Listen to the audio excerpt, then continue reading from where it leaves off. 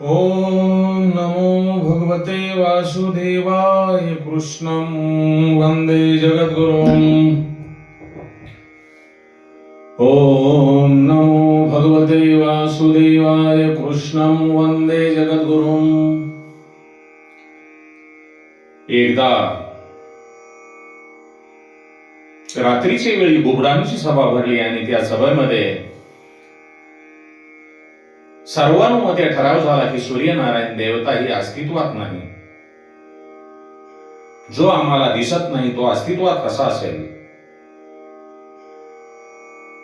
घुबडे ही रात्रीच्या वेळी फिरतात. मग त्यांना सूर्यनारायणांचे दर्शन कसे होईल. सांगण्याचे तात्पर्य यांचा अर्थ असा आहे की जे तुम्हाला दिसले नाही ते अस्तित्वात नाही असे कसे म्हणता येईल. सूर्यनारायण नाही आणि धर्माला व ईश्वराला न मानणारे लोक म्हणजे घुबडासारखे आहेत. त्यांना धर्म आणि ईश्वर म्हणजे काहीही वाटत नाही. कशाकृती ऋषी सांगतात, पती पत्नी जर संयमाने वागले नाहीत तर त्यांच्या पोटी येणारी संतती ही राक्षसी वृत्तीची असते.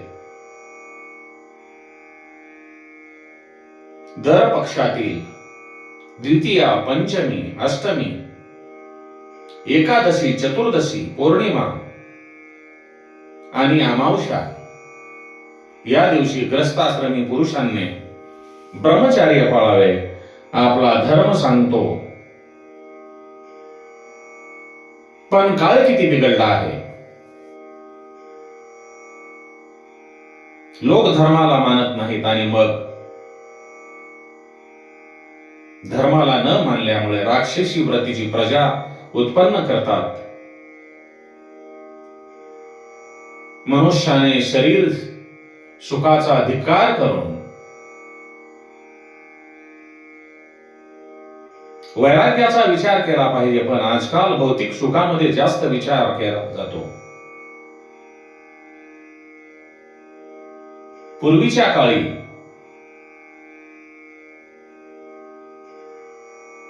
दैवी प्रजा निर्माण होण्याचे कारण त्यावेळच्या स्त्री पुरुषांचे संयमी आचरण होते. शरीर सुखापेक्षा सुदृढ आणि संतती जी निर्माण करावयाची आहे ती संयमी निर्माण करणे हे त्यावेळच्या स्त्री पुरुषांचे ध्येय होते. मनुष्याचे शरीर हे हाडामासाचा पुतळा आहे.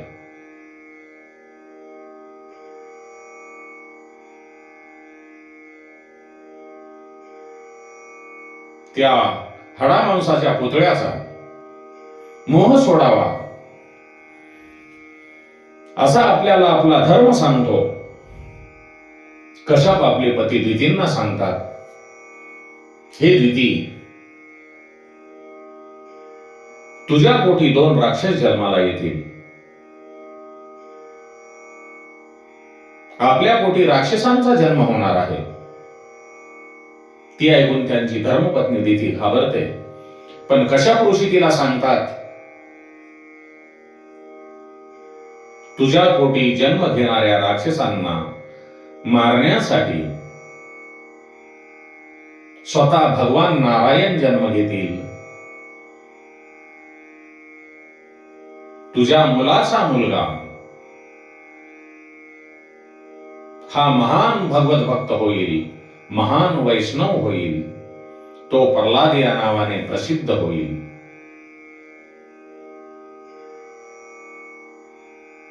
महाप्रभू वल्लभाचार्यांना भक्तांनी एकदा विचारले, आम्हाला वैष्णवांचे लक्षण सांगा. तेव्हा महाप्रभू म्हणतात, जो भगवान श्रीकृष्णांची सेवा करतो तोच खरा वैष्णव. भक्त म्हणतात हे तर आम्ही जाणतोच, आम्हाला दुसरे एखादे लक्षण सांगा.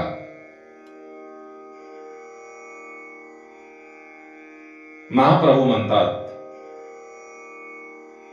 ज्यांच्या संगतीत येणाऱ्या लोकांनाही भक्तीचा रंग लागतो तो महान वैष्णव आहे असे जाणावे. भक्त प्रल्हाद महान वैष्णव आहे. ज्यांच्या सहवासामध्ये राहून तुम्हाला भक्तीचा रंग चढत नाही तेव्हा समजावे की तुमची भक्ती कच्ची आहे. पण दुसऱ्याच्या भानगडीत न पडता तुम्ही तुमच्या मनाला भक्तीची जर सवय लावली तर अतिशय चांगले होईल. आजकाल फॅशन करण्यासाठी आणि व्यसनासाठी वेळेचा आणि पैशाचा सदुपयोग न करता दुरुपयोग करतात. अशा माणसांच्या सहवासात असणारा माणूस भक्ती कशी करू शकेल? भगवान श्रीकृष्णांच्या भक्तीचे व्यसन तुम्हाला साऱ्यापासून मुक्ती देईल. या जन्मात नाही तर पुढच्या जन्मात, पण एक ना एक दिवस तुम्हाला नक्कीच मुक्ती मिळेल. हिंदू जन्मात पुनर्जन्म मानतात. भगवद्गीता, श्रीमद भागवत या ग्रंथामधून मनुष्याच्या जन्माचे महत्व सांगितले आहे.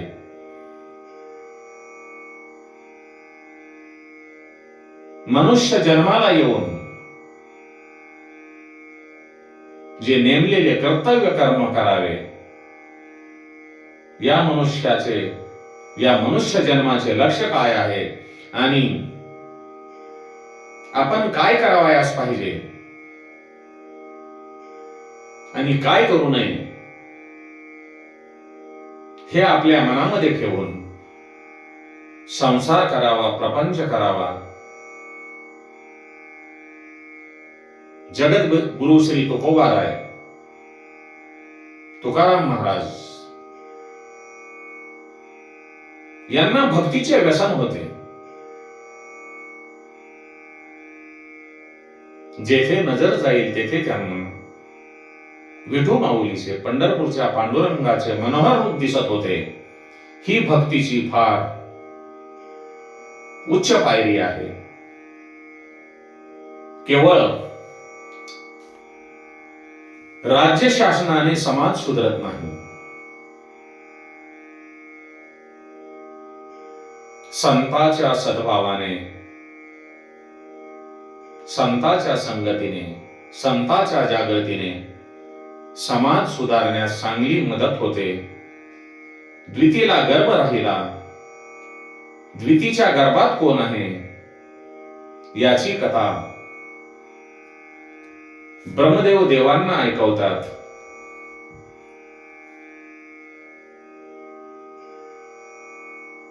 आपले जे अंतःकरण आहे, भगवंताचे दर्शन केव्हा होते? आपले जे अंतःकरण आहे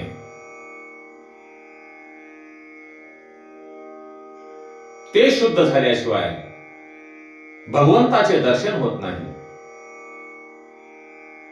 जीवन 4 प्रकारे शुद्ध झाल्याशिवाय ईश्वराचे दर्शन होत नाही. आपल्या अंतःकरणाचे 4 प्रकार आहेत. मन सांगते म्हणून अंतःकरण संकल्प विकल्प करते आणि कोणत्याही विषयाचा निर्णय बुद्धी करते. भगवान श्रीकृष्णाचे चिंतन करायला चित्त सांगते. अंतःकरणाला क्रियेचा अभिमान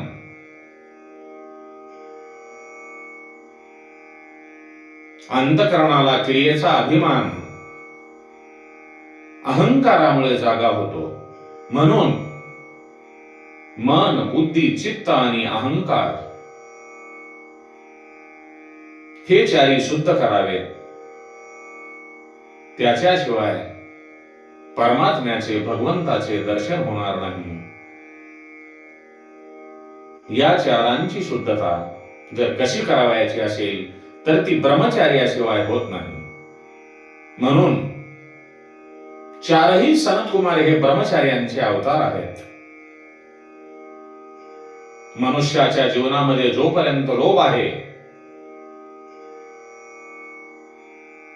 तोपर्यंत पाप असते आणि जोपर्यंत पाप आहे तोपर्यंत धर्म नसतो. लोभाला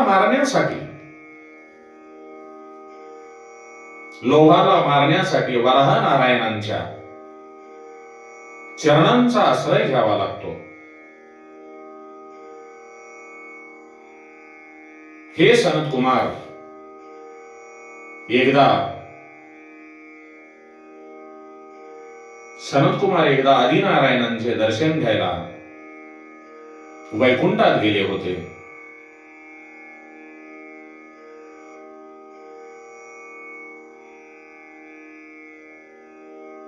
वैकुंठामध्ये दर्शन घ्यायला गेले असताना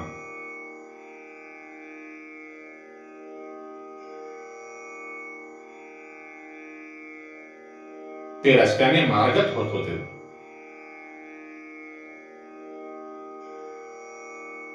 रस्त्याने मार्गस्थ होत असताना ते वैकुंठामध्ये पोहोचलेले आहेत. वैकुंठामध्ये कालाला आणि कामाला दर्शन मिळत नाही. जेथे बुद्धी खुंटीत होते तो वैकुंठ. वैकुंठाचे वृक्ष, फुले फार दिव्य आहेत.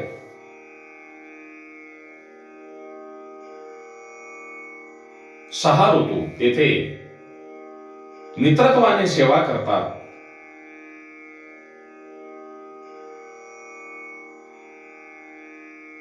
सात मोठे कोट ओलांडून तेथे जावे लागते. दक्षिणेमध्ये जे रंगनाथाचे मंदिर आहे ते मंदिर वैकुंठाच्या वर्णनाप्रमाणे बांधले आहे. वैकुंठामध्ये भ्रमरही प्रेमाने ईश्वरांचे गुण गात आहेत असे वाटते. तेथील भगवंताचे जे पार्षद आहेत, वैकुंठातील भगवंताचे पार्षद भगवंताप्रमाणे चक्रधारी चतुर्भुज आहेत. तेथील दासी ह्या लक्ष्म्यासारखी दिसतात. भगवंताच्या निवासस्थानातील वैकुंठातील दासी सुद्धा लक्ष्मीप्रमाणेच दिसतात. ईश्वराच्या दरबारामध्ये विषमता नाही. तुम्ही जर भोजनामध्ये विषमता करत असाल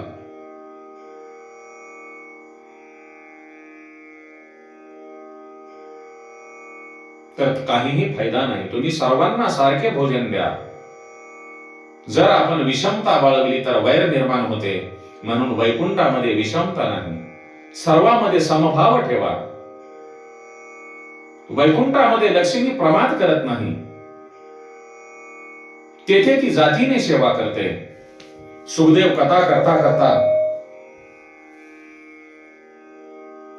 लक्ष्मी नारायणांचे दर्शन करतात. प्रतिबिंबाला पाहताना बिंबाचा मोह होतो. वैष्णव भाग्यवान असतात. ते बिंबाचे दर्शन घेऊ शकतात. परंतु भगवान मात्र बिंबाचे दर्शन घेऊ शकत नाही. त्यांना स्वतःचे प्रतिबिंब पाहावे लागते. बाळकृष्ण जेव्हा स्वतःचे प्रतिबिंब पाहतो तेव्हा ते यशोदेला म्हणतात, माई मला या बालकाबरोबर खेळावयाचे आहे. हा बालक किती सुंदर आहे. तेव्हा यशोदा त्याला समजावते, हे कृष्णा, हे बालक कोणी वेगळे नाही, हे तुझेच प्रतिबिंब आहे. प्रत्यक्ष देवही भगवान श्रीकृष्ण स्वतः. प्रतिबिंबाचे दर्शन झाल्यावर देव पण विसरून जातात आणि गोपी तर प्रत्यक्ष बिंबाचे दर्शन घेतात. मग त्या स्वतःचे भान का विसरणार नाही. सनत कुमार वैकुंठाचे 6 दरवाजे ओलांडून 7व्या दरवाजामध्ये जातात. तेव्हा भगवंताचे द्वारपाल जय विजय त्यांना अडवतात. तेव्हा सनत कुमार त्यांना सांगतात की आम्ही माता लक्ष्मी आणि पिता नारायण यांना भेटण्यासाठी आलो आहोत. परंतु त्यांना जय विजय आतमध्ये सोडत नाहीत. सनत कुमार हे कोपिनधारी आहेत. कोपिनाचा अर्थ लंगोटी असा नाही, तो जितेंद्रिय आणि कोपिन जितेंद्रिय होऊन भगवंताला भेटावे, त्याचे दर्शन घ्यावे. द्वारपाल सनत कुमारांना सांगतात, आतून आज्ञा येईल तेव्हा तुम्हाला आत जाता येईल. तेव्हा सनत कुमारांना राग येतो. कामाचा धाकटा भाऊ क्रोध आहे. ज्ञानी पुरुषांचे पतन कामाने नाही तर क्रोधाने होते. म्हणून त्यांना 7व्या दरवाजात अडवावे लागते.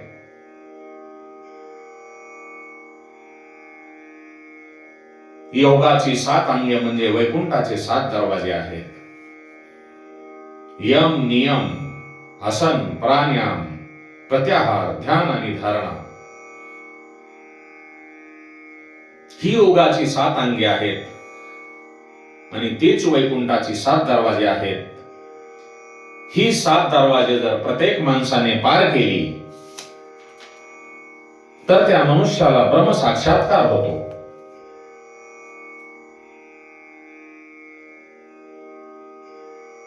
ध्यान करणे म्हणजे एका अंगाचे चिंतन. शरीराला आणि डोळ्याला स्थिर करण्यासाठी आसन, धारणा म्हणजे सर्वांगाचे चिंतन.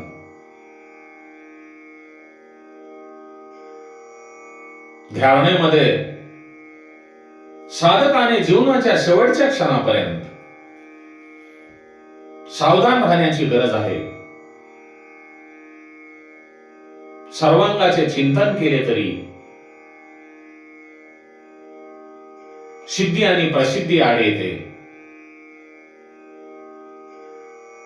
सिद्धी आणि प्रसिद्धी यांच्यावर जय आणि विजय मिळविणे म्हणजे वैकुंठाचा 7वा दरवाजा पार करणे. जो सेवेमध्ये प्रमाद करतो त्याचे पतन होते. जग माझ्याबद्दल काय बोलेल हे जाणून घ्यायची इच्छा ठेवू नये. जगदीश्वर भगवान श्रीकृष्ण नारायण हे यांना माझ्याबद्दल काय वाटेल यांची काळजी करावी. जे संत महामुनी, जे मनुष्य लौकिक प्रतिष्ठेत फसले आहेत, जग आपणाला काय म्हणेल यांची जे काळजी करत आहेत आणि प्रभूचे चिंतन करत नाहीत ते परमात्म्यापासून फार दूर गेले असे नक्की समजावे. म्हणून जगाचा विचार न करता आपण प्रभू चिंतनाकडे वळावे. जय विजय म्हणजे कीर्ती आणि प्रतिष्ठेचा मोह. वैकुंठाच्या 7व्या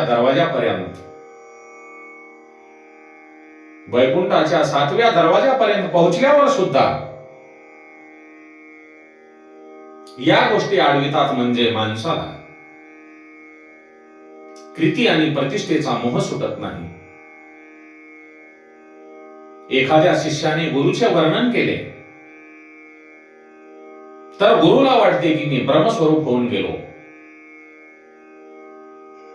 मग त्यांच्या सेवा आणि स्मरणामध्ये उपेक्षा येते आणि त्यांचे पतन होते.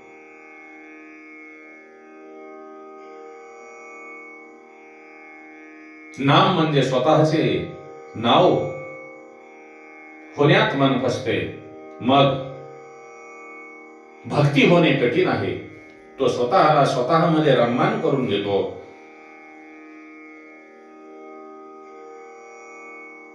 आणि भक्तीमध्ये विरक्तपणा येतो.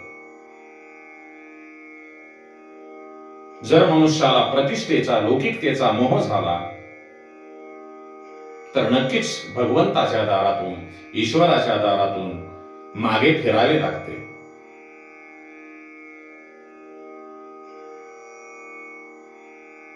ओम नमो भगवते वासुदेवाय. कृष्णं वंदे जगद्गुरुं. श्री कृष्ण गोविंद हरे मुरारे. हे नाथ नारायण वासुदेवा